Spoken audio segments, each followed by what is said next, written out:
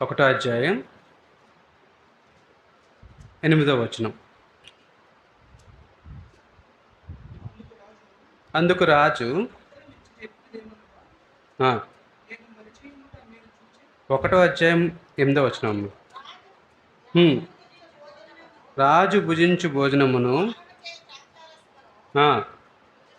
పుచ్చుకొని తన్ను అపవిత్రపరచుకొనకూడదని దానియేలు ఉద్దేశించి తాను అపవిత్రుడు కాకుండానట్లు పుచ్చుకొనకుండా సెలవుమని నపుంసకుల అధిపతిని వేడుకొనగా. చాలమ్మ. సాధారణంగా యవ్వనస్తుల కోరికలు ఎలా ఉంటాయండి? యవ్వనస్తుల కోరికలు ఎలా ఉంటాయి? ఈ లోకంలో వాళ్ళ జీవనాన్ని కొనసాగించినప్పుడు వాళ్ళ కోరికలు ఎలా ఉంటాయి? ఏదో వాళ్ళ జీవితానికి లేదంటే వాళ్ళ భవిష్యత్తుకు మంచి కలిగించేది, ఆదరణ కలిగించేది, లేదంటే మంచి కెరీర్ని క్రియేట్ చేసేది ఇలాగే కదా కోరుకుంటారు. ఈ లోకంలో ఉన్న మంచిది కావాలనే కదా కోరుకుంటారు. ఈ లోకంలో ఉన్న బెస్ట్ అంటే ఒక పొజిషన్ కావాలని కోరుకుంటారు. కానీ ఇక్కడ ఈయన ప్రార్థన మీరు చూసినట్లయితే, దానియేలు యొక్క ప్రార్థన చూసినట్లయితే, ఆయన ఒక దేశం కాని దేశానికి వచ్చాడు, తనది కాని ప్రజల మధ్యకు వచ్చాడు, తనకు తెలియని ఒక కొత్త ప్రదేశానికి వచ్చాడు, తన మాటకి విలువ లేని చోటకు వచ్చాడు, తనని బందీగా తీసుకొని వచ్చారు. తను ఏమైనా పోనీ అడుగుదామంటే ఆ మాటకు అవతల వాళ్ళు ఏ విధంగా ఆలోచన చేస్తారో భయపడే పరిస్థితుల్లో ఉన్నాడు. కానీ ఈయన ఒక్క మాటను మాత్రం గట్టిగా చెప్పడానికి సాహసించాడు. ఆ మాట ఏమిటి అంటే, నేను నా తీర్మానము ఇది అని చెప్పడానికి ఆయన సాహసించాడు. ఆయన మిగతా విషయాలన్నిటికీ నాకు అలా కావాలి, ఆ పొజిషన్ అవ్వండి, ఈ పొజిషన్ అవ్వండి అని అడగట్లేదు. కానీ ఆయన ఒక్క మాట చెప్తున్నాడు. ఏంటంటే అండి, చూడండి, చదవండి ఇప్పుడు. రాజు భుజించు భోజనమును పానము చేయు ద్రాక్షరసమును పుచ్చుకొని తన్ను అపవిత్రపరచుకొనకూడదని దానియేలు ఉద్దేశించి తాను అపవిత్రుడు కాకుండానట్లు చాలండి వాటిని పుచ్చుకొనకుండా. ఆయన హీఈస్ వెరీ క్లియర్. ఆయన దేవుని దృష్టిలో ఆయన మలినం అవ్వకుండా ఉండాలనేది ఆయన కోరిక. ఒక యవ్వనస్తుడు, ఒక టీనేజ్ బాయ్, ఆయన ఒక తీర్మానం ఏమిటి అంటే, వారికి ఇచ్చే ఆహారం ఏంటంటే రాజు భుజించే ఆహారం, వారికి ఇచ్చే పానం ఏంటంటే రాజు త్రాగే ద్రాక్షారసం. అంటే రాజు ఇంట్లో ఏవైతే ఉందో బెస్ట్ ఆఫ్ బెస్ట్ ఆయనకి మరలా ఆయన దగ్గరికి వస్తున్నాయి. అంటే ఎవరైతే ఒక యవ్వనస్తులందరినీ పట్టుకొని వచ్చారో, ఒక నపుంసకుడి దగ్గర వాళ్ళు పెట్టారో, వాళ్ళకి ఇచ్చే ఆహారం ఏంటంటే బెస్ట్. ఎందుకంటే రాజు యొక్క సన్నిధానంలో ఉన్నారు కాబట్టి వాళ్ళకి బెస్టే ఇచ్చారు. ఎందుకు బెస్ట్ ఇచ్చారంటే, వాళ్ళు ఫిల్టర్ చేయడానికి. ఫిల్టర్ ఎలా చేస్తారు? ఇప్పుడు వేరే దేశం నుంచి శత్రువులు వచ్చారు, చాలామందిని బందీలుగా పట్టుకున్నారు. అందులో బెస్ట్ ఎవరైనా ఉంటే వాళ్ళు మన దేశానికి మంచి పొజిషన్కి వాడుకుందాం అనేది రాజు యొక్క ఆలోచన. మరి మంచిది కాదు, వాళ్ళు బాగున్నారు లేదో తెలియాలంటే ఏం చేయాలి? వాళ్ళకి మంచి ఆహారం ఇవ్వాలి, మంచి విద్యను ఇవ్వాలి, వాళ్ళకి సకల సదుపాయాలు ఇవ్వాలి. అప్పుడు వాళ్ళకి టెస్ట్ చేసినప్పుడు ఎవరు బెస్టో వాళ్ళు తీసుకోవాలి. ఇప్పుడు మనకి ఏదైనా ఒక రిటర్న్ ఎగ్జామ్ ఉందనుకోండి, ఏదైనా కాంపిటీషన్ ఉందనుకోండి, బాగా రాసిన వాళ్ళకే కదా సీట్ వస్తుంది. ఒక పోలీస్ లేదంటే కానిస్టేబుల్ ఏదైనా జాబ్ వచ్చిందనుకోండి, బాగా పరిగెట్టినోడికే కదా ముందు సీట్ ఇస్తారు. అలాగే ఇక్కడ ఈ యొక్క బందీలుగా తెచ్చిన యువకుల్లో ఎవరు బాగున్నారు, ఎవరు బాగా నిలబడ్డారు, ఎవరు స్ట్రాంగ్గా ఉన్నారు అనే వాళ్ళు ఏంటంటే తర్వాత వాళ్ళ యొక్క రాజ్యానికి వాడుకోవడానికి వాళ్ళు తీసుకుంటారు. కానీ ఇక్కడ మనం గమనించిన విషయం ఏంటంటే, రాజు యొక్క ఆజ్ఞను కూడా వ్యతిరేకిస్తున్నాడు దానియేలు. రాజు ఏమంటున్నాడు? ఎవరినైనా సరే యువకులు తీసుకొచ్చినప్పుడు వాళ్ళకి best food, best accommodation, best facilities ఇవ్వండి, తర్వాత నేను వాళ్ళని దేనికి వాడుకోవాలో వాడుకుంటానని చెప్తే, ఈయన ఏమంటున్నాడు? రాజు తినే ఫుడ్ వద్దు, రాజు తాగే డ్రింక్స్ వద్దు, రాజు ఇచ్చే సదుపాయాలు నాకు వద్దు, నేను అపవిత్రపడకుండా దేవుని దృష్టిలో మాత్రమే నిందారహితుడిగా ఉండేటట్లు నన్ను ఉంచండి, ఇది ఒక్కటే నా ప్రార్థన అని అడిగాడు. ఎందుకు ఈ మాట చెప్తున్నానంటే, చేప ఎక్కడ ఉండాలండి? ఎక్కడ ఉండాలి? చేపలో నీరుంటే ఏమవుతుంది? నీటిలో చేప ఉంటే మంచిది, చేపలోకి నీరు వస్తే ఏమవుతుంది? చచ్చిపోతుంది. మనం లోకంలో ఉండాలి, మనం లోకంలో ఉండాలి. లోకం మనలో ఉంటే మనం ఏమవుతాం? చచ్చిపోతాం. దానియేలు ఆ రాజ్యంలో ఉన్నాడు, కానీ దానియేలుకి ఒక రాజ్యం వచ్చిందా? ఆ రాజ్యపు పద్ధతులు వచ్చాయా? ఆ రాజ్యపు ఆచారాలు వచ్చాయా? ఆ రాజ్యపు రాజు చేసిన అధికారపు ఆజ్ఞలు ఏమైనా ఆయన పాటించాడంటే లేదని మనం గమనించాలి. ఒక యవ్వనస్తుడి యొక్క తీర్మానం ఎంత గొప్పదో మనం అర్థం చేసుకోగలం. ఎందుకు ఈ మాట చెప్పాలని ఆశపడుతున్నాను అంటే, మనకి ఇప్పుడున్న సర్కమ్స్టాన్సెస్, అప్పుడు అది రాజు అవ్వచ్చు, పరిస్థితులు మారచ్చు, ఆయన బందీగా ఉండుండొచ్చు, ఆయనకి కాని ప్రదేశాన్ని తీసుకొని వచ్చి ఉండొచ్చు, ఆయన అనేకులకు బానిసగా ఉండుండొచ్చు. మరి ఇప్పుడు మనకున్న పరిస్థితి ఏంటండి? మనకున్న పరిస్థితి ఏంటి? మనం లోకంలో ఉన్నాం కదండి.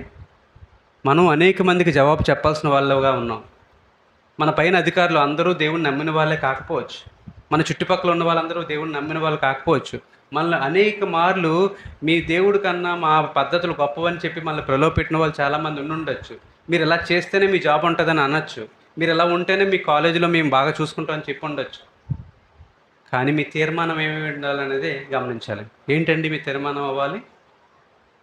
నేను అపవిత్రపడకుండా, నేను దేవుణ్ణి కించపరచనివ్వకుండా, నేను నా వ్యక్తిత్వాన్ని కాపాడుకోవడమే ఒక యవ్వనస్తుని యొక్క ప్రాథమిక లక్షణం అయి ఉండాలి.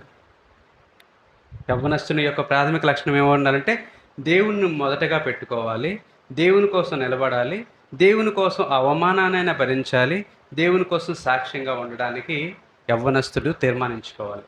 ఇక్కడ దానియేలు ఆ విధంగా తీర్మానించుకున్నాడు. తీర్మానించుకోవడం బట్టి ఆయనకు కలిగిన లాభం ఏంటి? ఏమైనా లాభం ఉందని అనుకుంటున్నావా లేదా? చెప్పాలి. లాభం ఉందా? ఏం లాభం ఉందని ఎవరున్నారు? ఎవరో ఏం లాభం? ఏం లాభం? ఏం లాభం ఉంది దానియేలుకి? దేవుడి దగ్గర యథార్థంగా అంటే లాభం ఏంటి దానియేలుకి?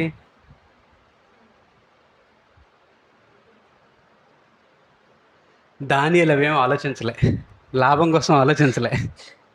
దానియేలుకి లాభం కోసం అసలు ఆలోచన లేదు.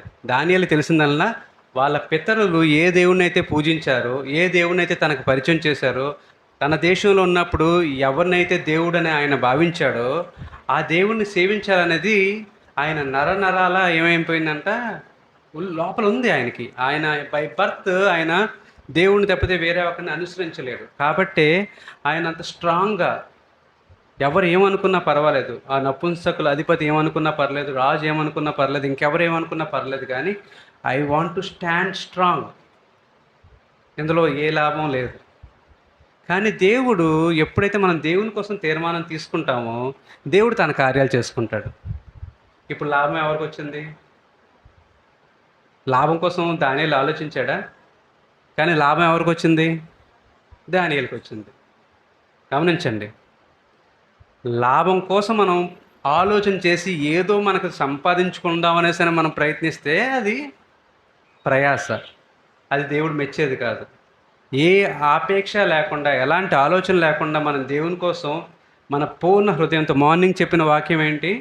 సజీవ యాగంగా మన పూర్ణ హృదయంతో దేవుని ఎప్పుడైతే అనుసరిస్తామో అప్పుడు దేవుడు తగిన కాలమున తగిన కాపుదల, తగిన హెచ్చుదల, తగిన పరిస్థితిని అన్నిటినీ దేవుడే మనకు అనుగ్రహిస్తాడు. దేవుడే అన్నిటినీ కూడా దాటేస్తాడు. దేవుడే మనల్ని కాపాడుతాడు. దేవుడు అన్నిటికీ సర్వసన్నద్ధుడు, సర్వశక్తిమంతుడు, సర్వవ్యాపి. ఆయన హీఈస్ ఎవ్రీవేర్. ఆయన లేని చోటంటూ లేదు, ఆయన ప్రతి చోట ఉన్నాడు. అలాంటి దేవుని మనం సేవించాలంటే మనకు కావాల్సింది ఏంటంటే, ప్రాముఖ్యంగా బయట వాతావరణం చాలా ఫాస్ట్గా మారిపోతుంది క్రిస్టియానిటీకి అగెనెస్ట్గా. ఇప్పుడు మనకు కావాల్సింది ఏంటంటే, మనం నమ్మే దేవుడు, మనం నమ్మే మార్గం తప్పిపోకుండా ఉండడమే మన ముందున్న ప్రాథమిక లక్ష్యం, ప్రాథమిక ఉద్దేశం. ఆ కర్తవ్యాన్ని మనం కొనసాగించగలిగితే దేవుడు తప్పనిసరిగా మనకు సహాయం తెచ్చేస్తాడు. మరి దానియేలు ఈ మాట చెప్పిన తర్వాత దానియేలుకి ఒక భయం ఉండాలి. ఏం భయం ఉంటుంది చెప్పండి? దానియేలు ఈ మాట అడిగాడు. ఈ మాట అడిగితే ఏం భయం ఉండాలి చెప్పండి? నపుంసకుల అధిపతితో నాకు ఆ ఫుడ్ వద్దు, నాకు ఆ డ్రింక్స్ వద్దు, నాకు ఆ లైఫ్ వద్దు అని అన్నాడు. అప్పుడు ఏమని ఉండాలి చెప్పండి? ఏమవ్వాలి చెప్పాలి. నేను ఒక్కడిని మాట్లాడడానికి యూత్ మీటింగ్ అనేది ఎప్పుడు కూడా ప్రసంగం కాదు. మీ మీ యొక్క ఆలోచనలు నాకు, అంటే మాట్లాడేవాడికి, మాట్లాడేవాడి ఆలోచనలు మీకు తెలిస్తే కొంచెం ఫ్రూట్ఫుల్గా ఉంటుంది. చెప్పాలి. ఏముంది, థ్రెట్ ఏముంది? ఆయన ఆ మాట చెప్పినప్పుడు థ్రెట్ ఏముంటుంది చెప్పండి?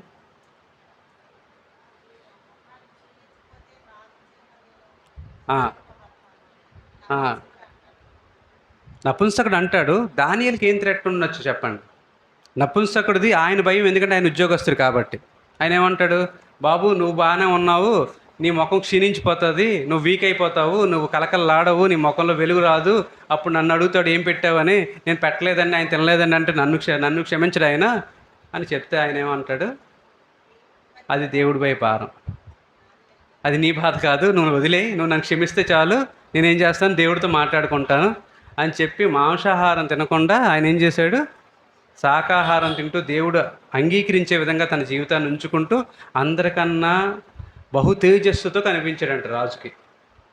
ఇది కాదు నేను అనేది ఏంటంటే, దానియేలు ఈ మాట చెప్పినప్పుడు ఆయన మనసులో ఇంకొక ఆలోచన రావాలి. ఇప్పుడు ఆయన ఎలా వచ్చాడు? రాజులాగా వచ్చాడా, రాజకుమారులాగా వచ్చాడా, లేదంటే గెస్ట్ లాగా వచ్చాడా? ఎలా వచ్చాడు? బానిసగా వచ్చాడు. బానిసగా వచ్చినప్పుడు నోరు లేపచ్చా? మీ ఇంటి పనోడు వచ్చి మీకు పని చెప్తే ఎలా ఉంటుంది? మీ ఇంటి పనోడు వచ్చి అమ్మ సందులో తుడు, అలా అంట్లు తడుగు, అలా తడిబట్ట పెట్టు అంటే మీకు ఎలా ఉంటుంది? డబ్బులు ఇచ్చేది మీరు, అన్నీ చేసేది మీరు, మీ పని ఆవిడ వచ్చి మీ పని చెప్తే ఎలా ఉంటుంది? మండిపోతుంది కదా. చెప్పాలని మండిపోతుంది కదా. డబ్బులు ఇచ్చి నేను పనికి పెట్టుకుంటే నాకు పని చెప్పడం ఏంటి అనుకుంటారు కదా. మరి అలాగే ఉంది. ఇప్పుడు ఆయన వేరే దేశం నుంచి వచ్చాడు, మేము చెప్పిన పని నువ్వు చేయాలి, కానీ నువ్వేదో వచ్చి నాకు ఇది పెట్టద్దు అది పెట్టద్దు అంటే ఎలా అవుతుంది? ఎలా మాట్లాడాడు ఆయన? He has that courage. ఆయనకు దేవుడు ఉన్నాడనే ఆ యొక్క ఆలోచన బట్టి ఆయన మాట్లాడాడు. ఆయన తెలుసు, ఒకవేళ నన్ను వీళ్ళందరూ కలిపి నన్ను రిజెక్ట్ చేయొచ్చు, లేదంటే నన్ను ఏకాకిగా ఉంచవచ్చు, లేదంటే నన్ను ఏదైనా శిక్షకు పాత్రగా చేయొచ్చు. కానీ అన్నింటికీ ఆలోచించుకొని అన్నిటికన్నా పైన దేవుడే నాకు ఫస్ట్ క్వాలిటీ ఏంటంట? దేవుడినే కలిగి ఉండడమే నా బెస్ట్ క్వాలిటీ. ఈరోజు మనం కూడా భయపడతాం. ఇప్పుడు జాబ్ చేసిన వాళ్ళు ఎవరైనా ఉంటే వాళ్ళకి చెప్తున్నాను ఈ మాట. జాబ్ చేసిన వాళ్ళు ఏం ఆలోచిస్తారు? మీరు క్రిస్టియనా అని ఎవరైనా అడిగితే ఏం చేస్తారు చెప్పండి? వీళ్ళు ఎంతమంది ఉన్నారు కదా, మీరు క్రిస్టియనా అండి అని అంటే ఏం చేస్తారు చెప్పండి? జాబ్లో, బయట కాదు. మీరు క్రిస్టియన్ అండి అంటే ఏమంటారు చెప్పండి? అవునని మంచిది, అవునని అంటే మంచిది. కానీ మొహమాటానికో మీ బాస్కి క్రిస్టియానిటీ నచ్చలేదని అంటే ఏమంటారు? అంటే మా పేరెంట్స్ నమ్మితే నేను అలా కంటిన్యూ అయిపోయానండి అనేవాళ్ళు ఉంటారు. మీరని నేను ఎవరిని ప్రత్యేకంగా అనట్లేదు. లోకం ఎలా ఉందంటే నోటితో ఒప్పుకోవడానికి కూడా సాహసించలేని పరిస్థితి. నోటితో గట్టిగా నా దేవుడు, ఈ దేవుడు నేను సేవిస్తున్నానండి, నా నా విశ్వాసం ఆ దేవుడు అండి అనేసి చెప్పగలిగే ధైర్యం లేని పరిస్థితిలో ఉంది. కానీ దానియేలుకి ఏముందంటే అదే ధైర్యం ఉంది. దానియేలు తీర్మానం ఎంత గొప్పదంటే, లోకమంతా ఎదిరించినా పర్వాలేదు, ఒకవేళ నన్ను చంపేసినా పర్వాలేదు, నన్ను శిక్షించినా పర్వాలేదు, నేనేం చేయాలి? దేవుడి కోసం మాత్రం నేను నిలబడాలి. నేను డిటర్మైన్ అయ్యాను, నేను తీర్మానించుకున్నాను. నేను అంటే చాలా స్ట్రాంగ్గా, చాలా దృఢంగా నేను తీర్మానించుకుంటున్నా ఏంటంటే, నా దేవుడు తప్పితే ఇంకెవరి మధ్య ఎవరిని నేను హెచ్చించలేను అనే ఫీలింగ్. కాబట్టి మీరు గమనించినట్లయితే ఆయన ఒకసారి మనకు 6వ అధ్యాయంకి వెళ్దాం చూడండి. 6వ అధ్యాయం 16వ వచనం చదవండి అమ్మా.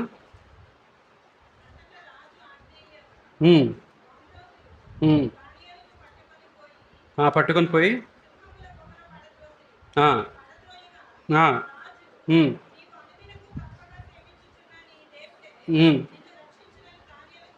చాలు.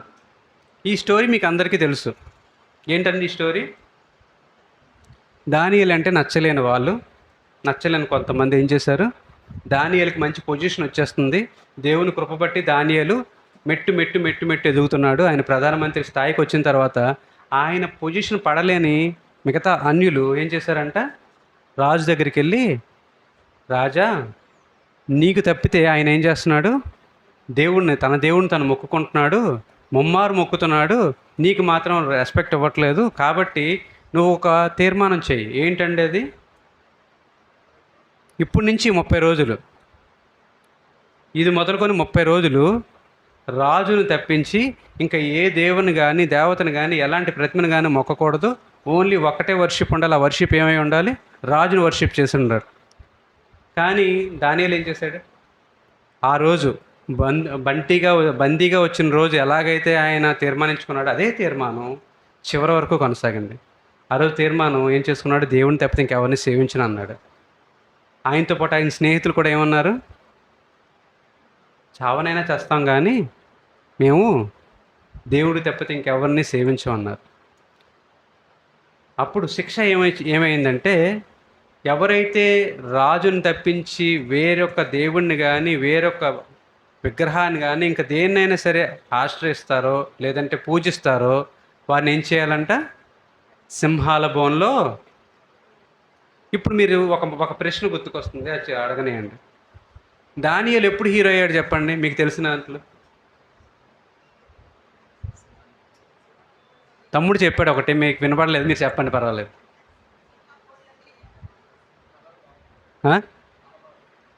కలభావంలో, ఓహో ఓకే.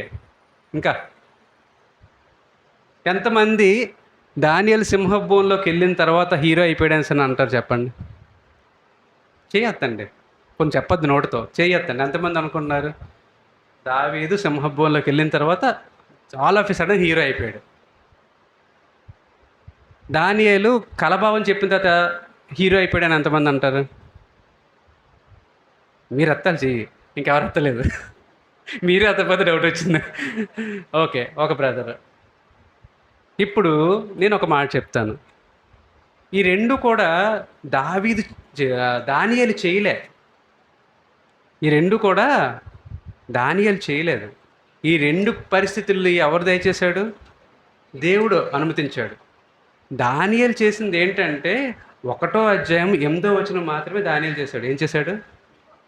ఏం చేశాడు, ఒక తీర్మానం. ఏంటా తీర్మానం, నన్ను నేను మలినపరుచుకోను, దేవుని దృష్టిలో నన్ను నేను మలినపరుచుకోను, నేను అపవిత్రుడు అవ్వను, నేను పవిత్రుడిగానే ఉంటాను, ఫుడ్ ద్వారా కానీ ఇంకా వేరే పరిస్థితుల వల్ల కానీ నేను అపవిత్రపరుచుకోను, నేను ఐ వాంట్ టు బీ మీ, నేను నాలాగే ఉంటాను, దేవుడు అంగీకరించే విధంగానే ఉంటాను. ఈ తీర్మానం తీసుకున్న రోజు ఆయన హీరో అయిపోయాడు. ఆ హీరో ఎప్పుడు మనకు కనిపించాడంటే ఈ సింహభూంలోకి వచ్చిన తర్వాత కనిపించాడు. ఈ సింహభూంలోకి వచ్చిన తర్వాత మనకి అప్పుడు తీసుకున్న తీర్మానం ఇప్పుడు మనకి ఒక టెస్ట్ ద్వారా మనకు బయటపడింది. సో నేనేమంటానంటే, సింహభూంలోకి వెళ్ళేంత వరకు దానియేలు గొప్పవాడు కాదని కాదు, దానియేలు గొప్పవాడు ఎప్పుడు అయిపోయాడంట, యవ్వనస్తుడిగా ఉన్నప్పుడే, కుర్రవాడిగా ఉన్నప్పుడే, బందీగా ఉన్నప్పుడే, తనది కాని ప్రదేశంలో, తన రాజ్యం కాని రాజ్యంలో ఒకరి అధికారం కిందకు వచ్చినప్పుడే తీసుకున్న తీర్మానం బట్టే ఆయన ఏమైపోయాడు, హీరో అయిపోయాడు ఆ రోజే.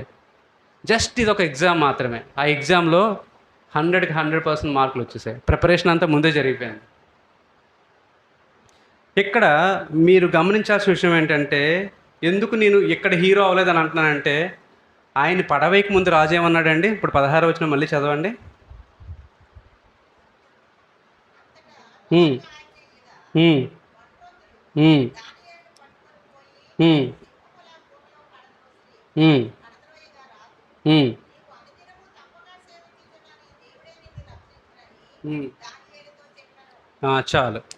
చాలమ్మా.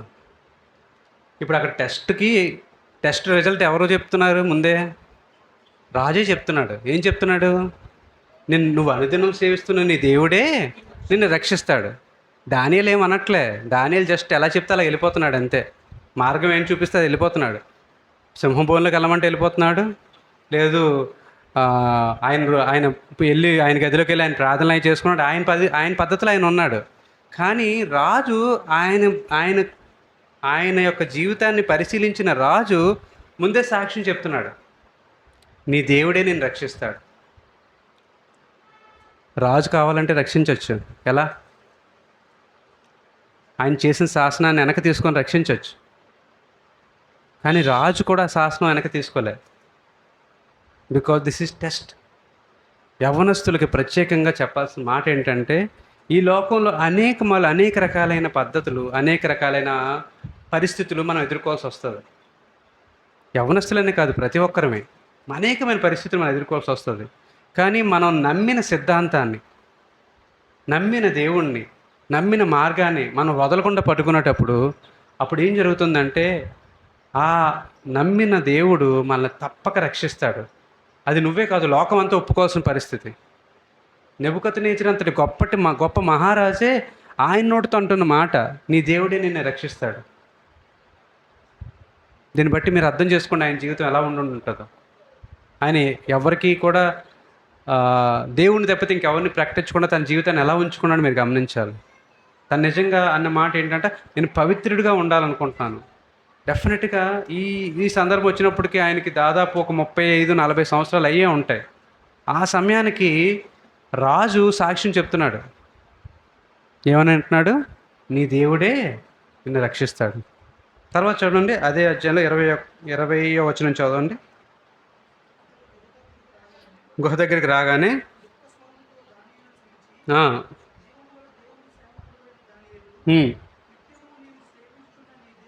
నిత్యము నువ్వు సేవించున్న దేవుడు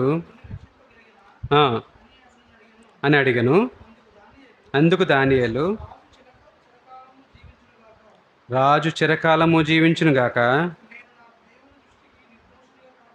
నేను నా దేవుని దృష్టికి నిర్దోషిగా కనబడితిని కనుక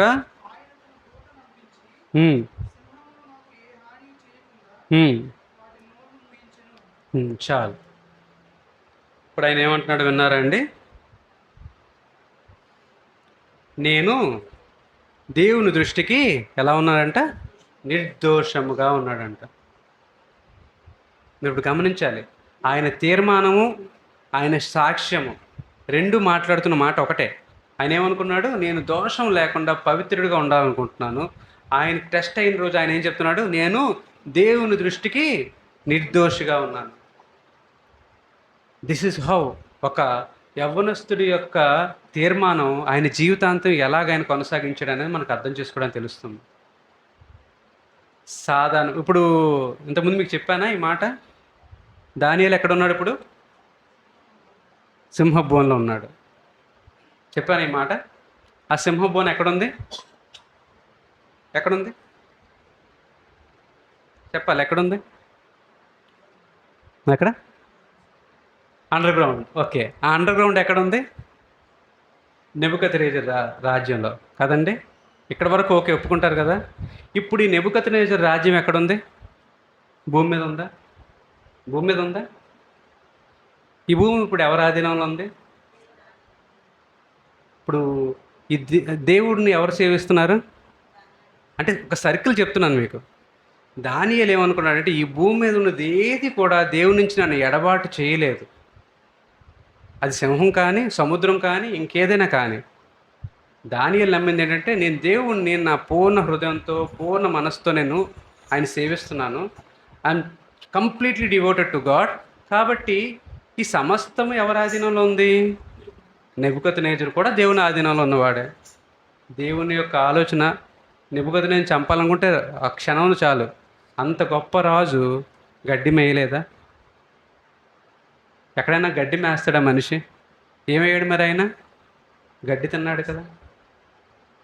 మీరు గమనించాల్సిన విషయం ఏంటంటే, దానియేలు ఏమని ఆలోచించేసి అంటే, నాకు ఒక్కసారి వచ్చిన ఆలోచన, దేవుడిచ్చిన ఆలోచన ఏంటంటే, దానియేలు ఎందుకు భయపడలేదని నేను ఒకసారి ధ్యానం చేశాను. ఒకసారి అలా ఆలోచిస్తుంటే నాకు ఆ రోజు వచ్చిన ఈ ప్రేరేపణ ఏంటి అంటే, దానియేలు సింహాల బోన్లోకి వెళ్ళాడు. సింహాల బోను భూమి మీద ఉంది.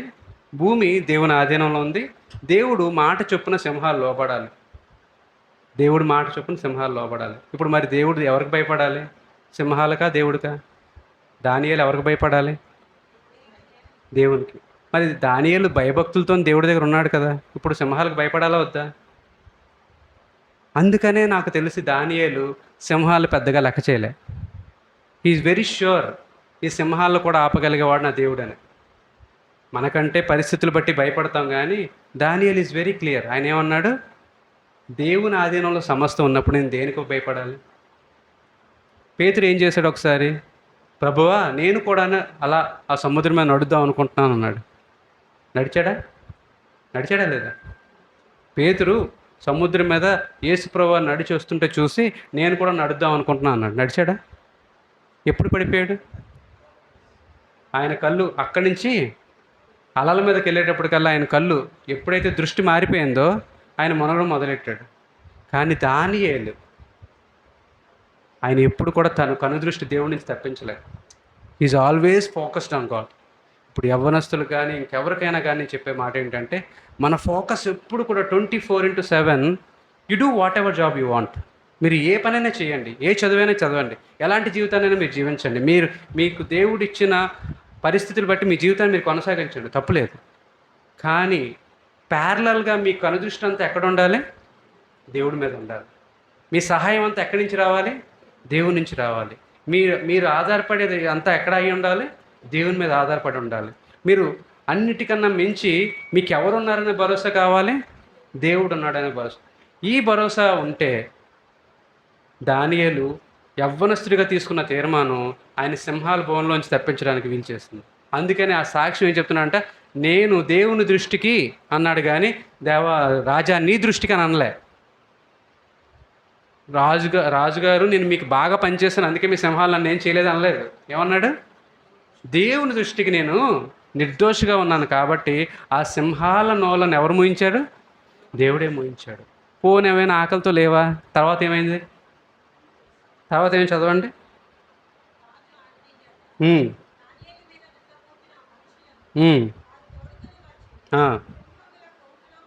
పడదోసిరి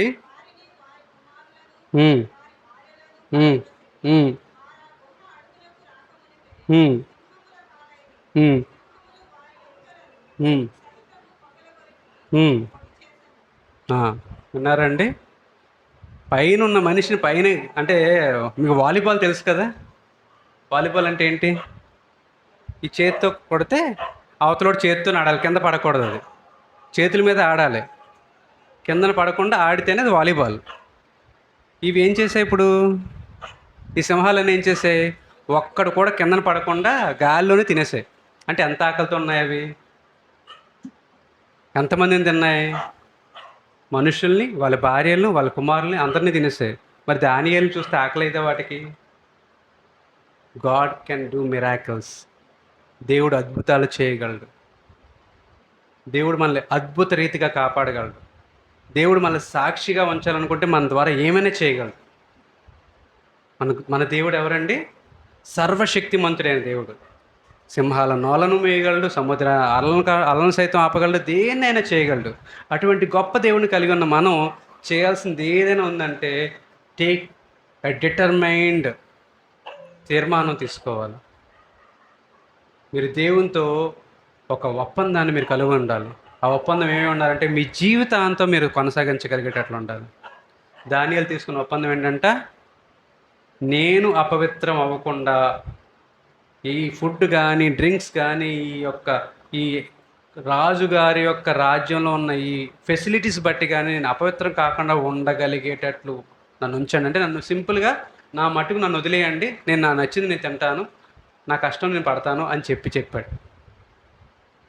అటువంటి విధంగా మనము ఉండగలిగితే, మన జీవితాలు దేవుడి చేతికి అప్పగించగలిగితే, దేవుడు మనల్ని అన్ని రకాలైన అపాయాల నుంచి రక్షించగలడు.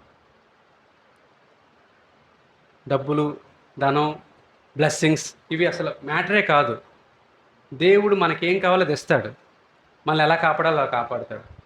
ఓన్లీ మనం చేయాల్సింది ఏంటంటే, keep your I on God. దేవుని అందు మీకు అనుదృష్టిని నిలుపుకొని ఉంచాను.